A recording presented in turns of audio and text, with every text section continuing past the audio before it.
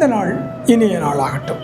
மாயை, இந்த மாயா உலகம் அல்லது மாயை உலகம் அப்படின்னு சொல்லுவாங்க. வேதமும் என்ன சொல்லுதுன்னு சொன்னால், சூரியனுக்கு கீழே செய்யப்படுகிற காரியங்களை எல்லாம் கவனித்து பார்த்தேன், இதோ எல்லாம் மாயையும் மனதுக்கு சஞ்சலவுமாக இருக்கிறது என்று சொல்லி சாலமோன் எழுதுகிறார்.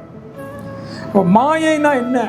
மனதுக்கு சஞ்சலமான காரியங்கள் மாயையாய் காணப்படுகிறது. அதாவது தேவனை மகிமைப்படுத்தாத எவைகளும், எந்த காரியமாக இருந்தாலும் அது மாயையான காரியம், மனதுக்கு சஞ்சலப்படுத்துகிற காரியம், தேவனுக்கு பிரியமில்லாத காரியம். அப்போ நீங்களும் நானும் செய்கிற எவைகளாக இருந்தாலும் தேவனுக்கு பிரியப்படுத்துகிறதா இருக்கணும்.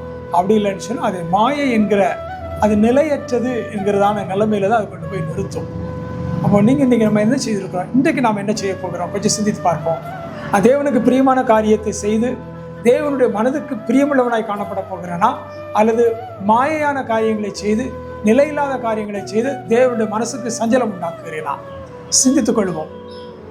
God bless you. New Beginning Ministries.